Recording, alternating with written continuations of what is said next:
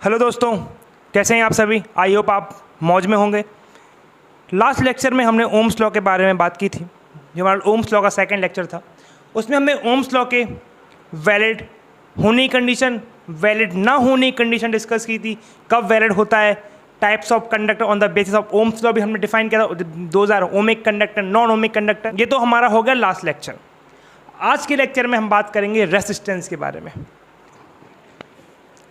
हमने जब Ohm's law को डिस्कस किया था, जब उसकी डेफिनेशन हमने डिस्कस की थी लास्ट टू लास्ट लेक्चर में, ओम्स लॉ ने बताया कि जो पोटेंशियल डिफरेंस है वो आई के डायरेक्टली प्रोपोर्शनल होता है। तो हमने इसी से पूछा कि भाई साहब रेसिस्टेंस क्या होता है।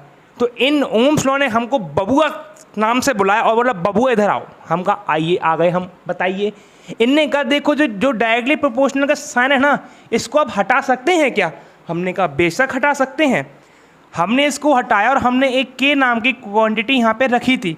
और वो जो के नाम की क्वांटिटी थी, हमने जब मैथमेटिकल प्रूफ किया था क्या, ओम्स लॉ। अगर आपने लेक्चर नहीं देखा है, मैं डिस्क्रिप्शन में लिंक डाल दूंगा। आई बटन पे भी आप क्लिक करके मेरे लेक्चर पर पहुंच सकते हैं। आप सभी से रिक्वेस्ट है कि मेरे प्रीवियस दोनों लेक्चर देख के अगर आप इस लेक्चर को देखेंगे, मैं आपसे वादा करता हूं कि आपको ये ज़रूर समझ में आएगा। तो मैं कंटिन्यू करता हूं। जब हमने मैथमेटिकल प्रूफ किया था किसका, ओम्स लॉ का, तो वहाँ पे एक फॉर्मूला निकल के आया था। वो था MENE² tau average L/A I और V। हमने इस क्वांटिटी को K बोला था और इस K को हमने उस दिन बोला था कि ये रेसिस्टेंस है। तो हमारे ओम्स लॉ ने उस दिन हमको ये बता दिया था कि जो क्वांटिटी डायरेक्टली प्रोपोर्शनल साइन को हटाने के बाद आती है वो हमारा रेसिस्टेंस कहलाती है। लेकिन हमको तो होती है देखो दिक्कतें, क्योंकि हमें देखो भैया नादान परिंदे।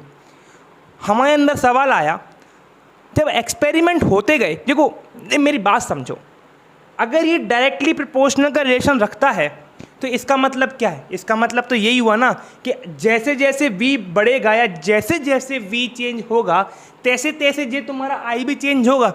इसका मतलब क्या हुआ, इसका मतलब अगर ये 2 से आगे बढ़ेगा तो I भी 2 से आगे बढ़ेगा।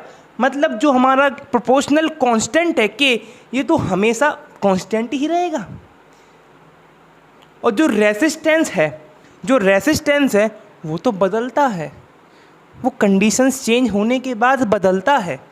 तो ये V और I के बदलने से तो नहीं बदल रहा। तो हमें यहाँ से एक बहुत बड़ी हिंट मिली। हमको ये पता लगा कि जो रेसिस्टेंस है किसी भी कंडक्टर का, जो रेसिस्टेंस है मींस रेसिस्टेंस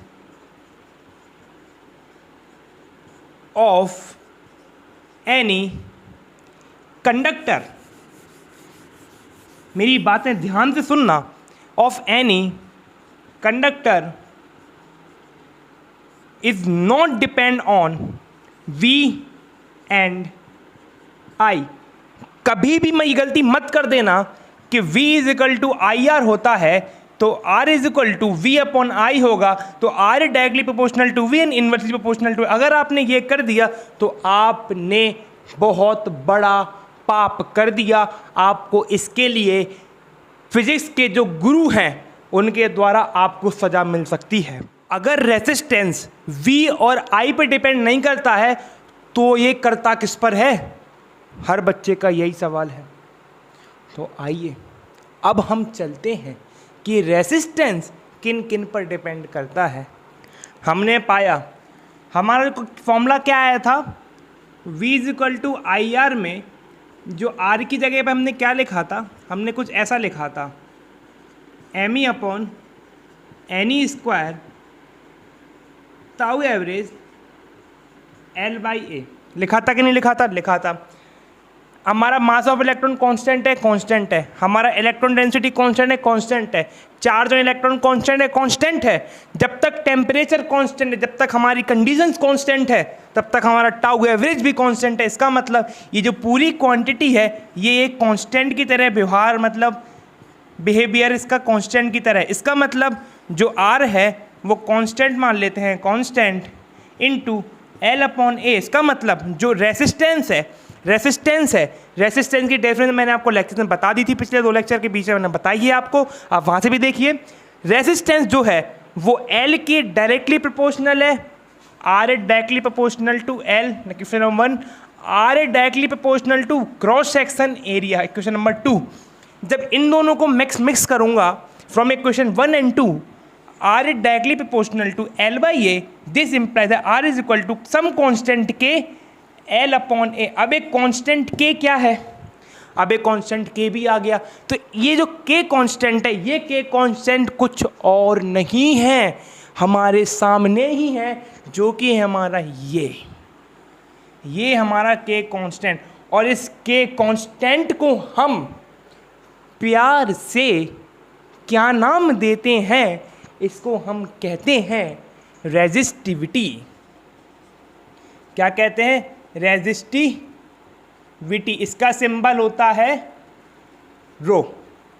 ठीक है, सबसे पहले हम इस रेजिस्टिविटी की बात करते हैं। रेजिस्टिविटी की बात करने से पहले हम रेजिस्टिविटी की यूनिट निकालते हैं, क्योंकि हमसे कभी कभी पूछ लेता है क्वेश्चन में कि what is the SI unit of resistivity. तो रेजिस्टिविटी की यूनिट कैसे निकालेंगे? देखिए, फॉर्मूला हमको पता है। इसको हम लिखेंगे R is equal to rho L by A. R का फॉर्मूला क्या होता है हमारा? ओम। इसको हम वैसे लिख देते हैं, लिखिए ओम। रो की निकालनी है। लेंथ क्या होती है हमारी? मीटर होती है। एरिया क्या होता है हमारा? मीटर स्क्वायर होता है। मीटर से 1 मीटर जाएगा, तो रो इज इक्वल टू क्या आएगा हमारा? ओम मीटर। तो ये है हमारी ऐसा यूनिट ऑफ रेजिस्टिविटी। अब ये जो रेजिस्टिविटी है, ये डिफरेंट मटेरियल्स के लिए डिफरेंट होती है। मैं आपको एक टेबल दिखा दूंगा, आप उसमें देख सकते हैं कि जो रेजिस्टिविटी है वो किन की कितनी है, यानी कि कंडक्टरी कितनी है, सेमी कंडक्टरी कितनी, इंसुलेटरी कितनी है।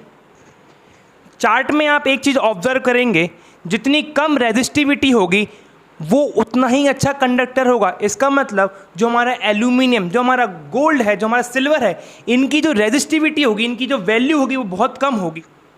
जिनकी रेजिस्टिविटी सबसे कम होगी वो अच्छे कंडक्टर होते हैं, और जिनकी रेजिस्टिविटी बहुत होती है वो हमारे इंसुलेटर होते हैं। इंसुलेटर क्या होते हैं? जो कि कंडक्ट इलेक्ट्रिसिटी नहीं करते हैं, और जो बीच के होते हैं वो बीच के ही रह जाते हैं। वो करते भी हैं और नहीं भी करते हैं, तो उनको हम लास्ट टॉपिक में पढ़ते हैं, जो कि हमारा 12th का होता है सेमी कंडक्टर। ओके, अब हम पढ़ेंगे ग्राफ। ग्राफ किन के बीच में? अब 3 प्रकार के हमारे पास वो होते हैं। क्या होते हैं?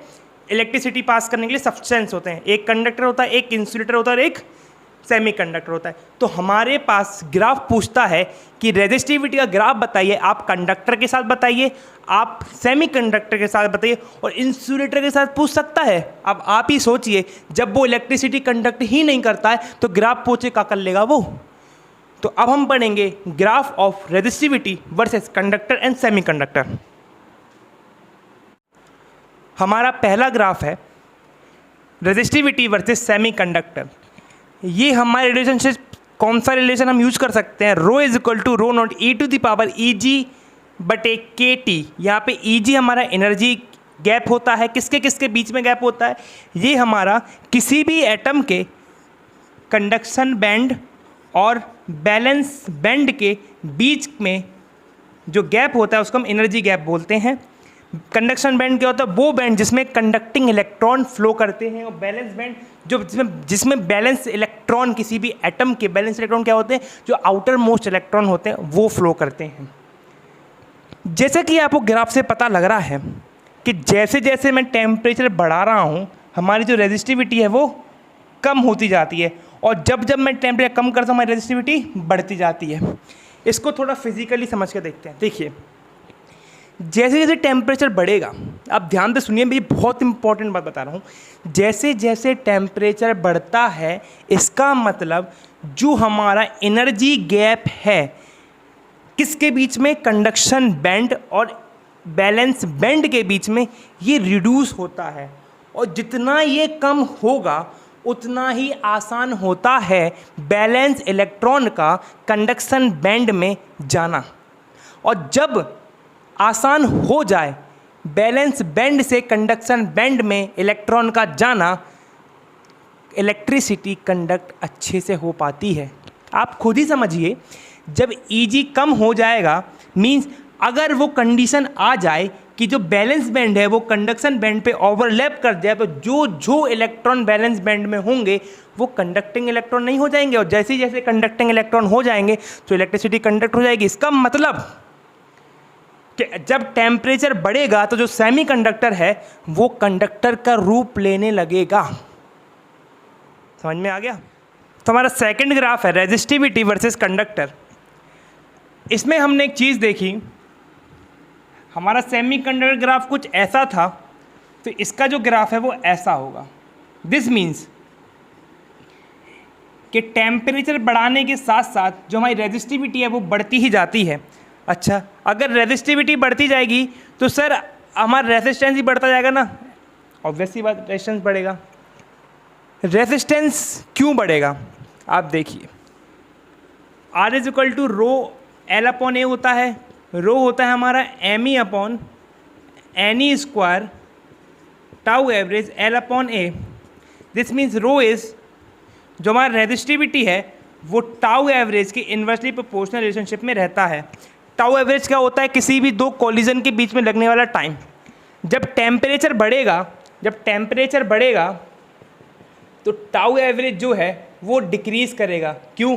इलेक्ट्रॉन जो है वो फास्ट मूवमेंट करेंगे, जब इलेक्ट्रॉन फास्ट मूवमेंट करेंगे तो कोलिजन में लगने वाला टाइम वो कम हो जाएगा, और जब कोलिजन में लगने वाला टाइम कम हो जाएगा जिसमें ये रिड्यूस होगा तो रेजिस्टिविटी अपने आप इंक्रीज करेगी, और ये ग्राफ इसको सेटिस्फाई करता है। और जैसे ही रेजिस्टिविटी इंक्रीज करेगी तो हमारा जो रेजिस्टेंस वो भी इंक्रीज करेगा।